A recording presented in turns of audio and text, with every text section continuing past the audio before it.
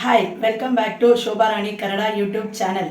ಇವತ್ತಿನ ವಿಡಿಯೋದಲ್ಲಿ ನಾವೊಂದು ಸಿಂಪಲ್ ಆದ ಶಾವ್ಗೆ ಬಾತ್ ಅದು ಹೇಗೆ ಅಂದರೆ ಉದ್ರುದ್ರಾಗಿ ಹೋಟೆಲ್ ಸ್ಟೈಲಲ್ಲಿ ಹೇಗೆ ಮಾಡೋದು ಅಂತ ಹೇಳಿ ನೋಡೋಣ. ಅದಕ್ಕೆ ಬೇಕಾಗಿರೋ ಇಂಗ್ರೀಡಿಯೆಂಟ್ಸ್ ಏನೇನು ಅಂತ ಹೇಳಿ ನೋಡೋಣ ಬನ್ನಿ. ಇದಕ್ಕೆ ಬೇಕಾಗಿರೋ ಇಂಗ್ರೀಡಿಯೆಂಟ್ಸ್ ಬಂದು ಸ್ವಲ್ಪ ಚಕ್ಕೆ, ಲವಂಗ, ಮತ್ತು ಕಲ್ಲುವ, ಕಸೂರಿ ಮೆಂತಿ, ಕರಿಬೇವು, ಪುದೀನ ಮತ್ತು ಹಸಿಮೆಣಸಿನ್ಕಾಯಿ. ನಿಮ್ಮ ಖಾರಕ್ಕೆ ಎಷ್ಟು ಬೇಕೋ ಅಷ್ಟು ಹಾಕ್ಕೊಳ್ಳಿ. ಸ್ವಲ್ಪ ಈರುಳ್ಳಿ ಆ್ಯಂಡ್ ಸ್ವಲ್ಪ ಬೀನ್ಸು, ಕ್ಯಾರೆಟು ಮತ್ತು 1 ಕಪ್ ಆಗೋಷ್ಟು ಶಾವ್ಗೆ ನಾನು ಹುರಿದು ತೊಗೊಂಡಿದ್ದೀನಿ ಆಲ್ರೆಡಿ. ನೀವು ರೋಸ್ಟೆಡ್ ಸಿಗುತ್ತೆ, ರೋಸ್ಟೆಡ್ ಬೇಕಾದರೂ ತೊಗೋಬೋದು, ಇಲ್ಲಾಂದರೆ ನಾರ್ಮಲ್ ಶಾವ್ಗೆ ತೊಗೊಂಡು ಈ ಥರ ರೋಸ್ಟ್ ಮಾಡಿ ತೊಗೋಬೋದು.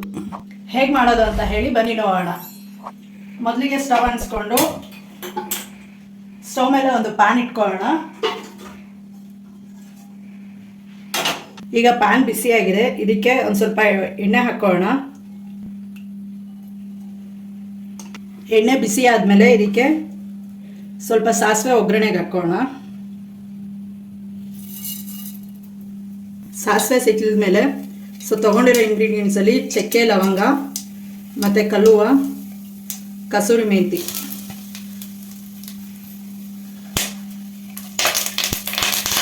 ಕರಿಬೇವು ಮತ್ತು ಹಸಿಮೆಣಸಿನ್ಕಾಯಿ ಇಷ್ಟು ಎಣ್ಣೆಯಲ್ಲೇ ಫ್ರೈ ಮಾಡ್ಕೊಳ್ಳೋಣ.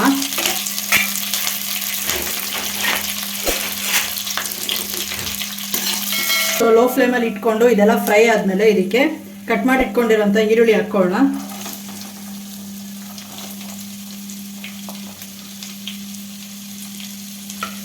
ಈರುಳ್ಳಿ ಸ್ವಲ್ಪ ಬಾಡಾದ್ಮೇಲೆ ಮಿಕ್ಕಿರೋ ಕ್ಯಾರೆಟು ಮತ್ತು ಬೀನ್ಸು ಹಾಕ್ಕೊಳ್ಳೋಣ. ಈರುಳ್ಳಿ ಸ್ವಲ್ಪ ಫ್ರೈ ಆಗಿದೆ, ಇದಕ್ಕೆ ಇವಾಗ ಕಟ್ ಮಾಡ್ಕೊಂಡಿರೋ ಬೀನ್ಸು ಮತ್ತು ಕ್ಯಾರೆಟ್ ಹಾಕಿ ಇದಕ್ಕೆ ಉಪ್ಪು ಸ್ವಲ್ಪ ಹಾಕೋಣ. ಯಾಕೆ ಅಂತ ಹೇಳಿದ್ರೆ ಕಟ್ ಮಾಡಿರೋ ತರಕಾರಿಗೆ ಉಪ್ಪು ಮತ್ತು ಖಾರ ಎರಡು ಹಿಡಿಯುತ್ತೆ. ಇದನ್ನ ಈಗ ಚೆನ್ನಾಗಿ ಫ್ರೈ ಮಾಡ್ಕೊಳ್ಳೋಣ.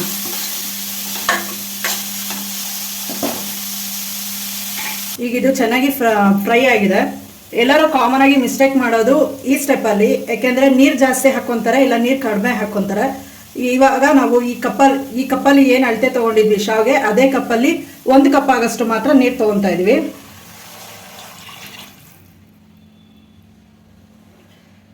ಈಗ ನೀರು ಹಾಕಿ ನೀರು ಕುದಿಯೋವರೆಗೂ ವೆಯ್ಟ್ ಮಾಡಬೇಕು. ಒಂದು ಸ್ವಲ್ಪ ಉಪ್ಪು ಹಾಕೋಣ ನೀರಿಗಾಗಷ್ಟು. ಈಗ ಇದು ಚೆನ್ನಾಗಿ ಕುದೀತಾ ಇದೆ. ಈ ಕುದೀತಾ ಇರೋ ನೀರಿಗೆ ಹುರಿದಿಟ್ಕೊಂಡಿರೋ ಶಾವ್ಗೆನ ಹಾಕೋಣ.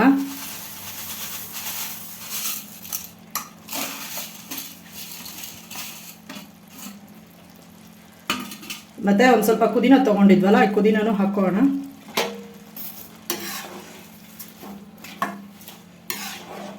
ಒಂದು 5 ನಿಮಿಷ ಇದನ್ನು ಹೀಗೆ ಬಿಟ್ಟರೆ ಒಂದು ಸ್ವಲ್ಪ ಬೆಂದ್ಕೊಳುತ್ತೆ ಶಾವಿಗೆ ಬೆಂದಮೇಲೆ ಹೇಗಿದೆ ಅಂತ ಹೇಳಿ ನೋಡೋಣ. ಇದು ಇವಾಗ 75% ಆಗೋಷ್ಟು ಬೆಂದಿದೆ. ಇದನ್ನೀಗ ಸ್ಟವ್ ಆಫ್ ಮಾಡಿಬಿಟ್ಟು ಮುಚ್ಚಿಟ್ಬೇಡ ಒಂದು 5 ಮಿನಿಟ್ಸ್.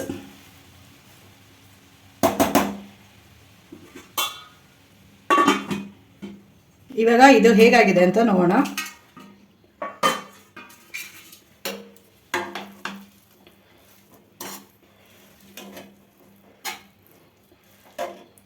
ನೋಡಿ, ಹೋಟೆಲ್ ಸ್ಟೈಲಿಯ ಶಾವ್ಗೆ ಬಾತ್ ಈಗ ಉದ್ರುದ್ರಾಗಿ ರೆಡಿಯಾಗಿದೆ.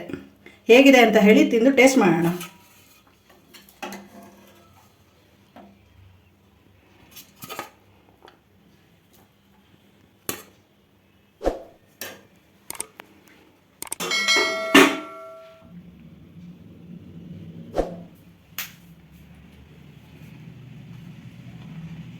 ಬಿಸಿ ಬಿಸಿಯಾದ ಶಾವ್ಗೆ ಬಾತ್ ರೆಡಿಯಾಗಿದೆ. ಹೇಗಿದೆ ಅಂತ ಹೇಳಿ ಟೇಸ್ಟ್ ಮಾಡೋಣ.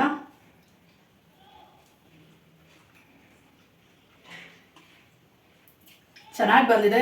ನೀವು ಟ್ರೈ ಮಾಡಿ.